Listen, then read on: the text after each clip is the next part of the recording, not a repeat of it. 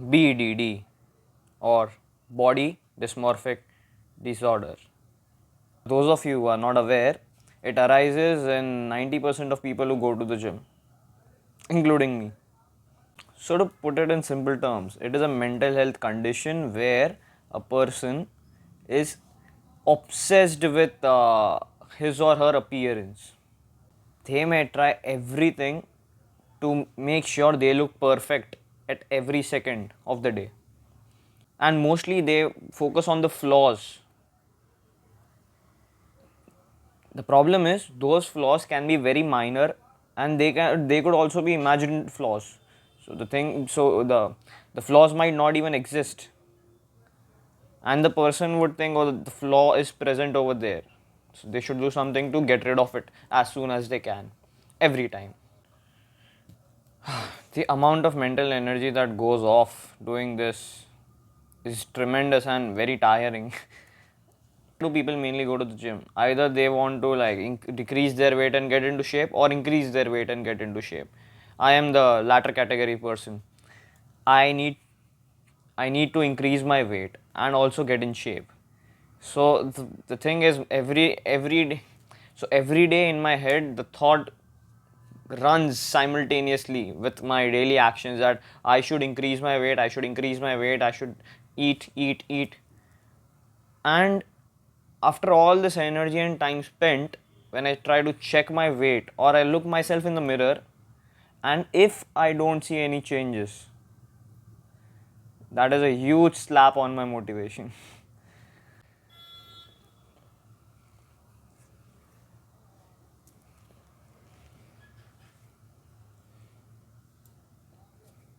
You see what I did over there? That is what is an example of BDD. Since I have long hair, okay, I've tied it up, but if I just lose the rubber band, it comes out. Since I have long hair, I have this thought that oops, some of my hair is like this, and that doesn't look good. So I need to fix it, and it happens every time. I do keep doing this, keep doing this, keep doing this.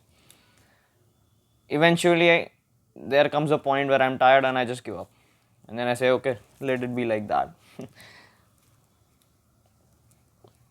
This is an example of BDD, and I'm trying to overcome this. And a lot of people are stressed due to this. They go to the gym, they don't see that they have lost some weight, they still look fat, they get depressed, and they say, okay, doesn't work anyway, why should I go? One of my gym friends told me that these changes don't appear overnight. I mean, you check it every day, you won't see a change, but you check it after a week or probably a month, you would see a huge difference. Even a minor one helps to build up your motivation. And once a person falls into the trap of BDD, it's very difficult to come out. The person might keep checking their flaws again and again and again, and try to do something to get it fixed, try to do something to get it fixed. It is kind of annoying to your brain. If it annoys your brain, and a lot of amount of brain energy is used into fixing your appearance and thinking about things that are not under your control, it ultimately affects your performance in your day-to-day life, in whatever career aspect or education or whatever you are trying to do, whatever your purpose is. And when that gets affected, you lose motivation to do that further, and then you fall into a crisis, and then that gives rise to depression. On the contrary, it is very much possible that you might actually have a flaw, and people will just call it off as BDD, but you would actually have a flaw. So, for example, when I hit the chest day in the gym, I literally feel my left side is kind of more pumped, it very slightly more pumped than my right side. And no, it is not BDD because I've actually measured it. Although some of the trainers called it off as me being an overthinker, but I actually checked it out, and yes, it is slightly different. My left side is slightly bigger than my right side. So, so, so then what's the solution? What do you do about it? Very simple solution.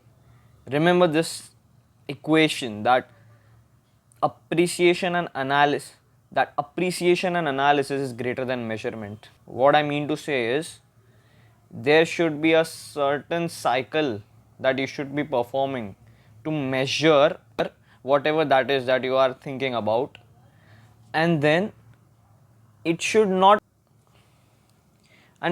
overthrow the importance of appreciation and analysis. Now measurement is different than analysis, keep that in mind. Measurement is when you continuously measure something, you form out the result in certain numbers. That is measurement, or any physical quantity or any physical quantity in that case.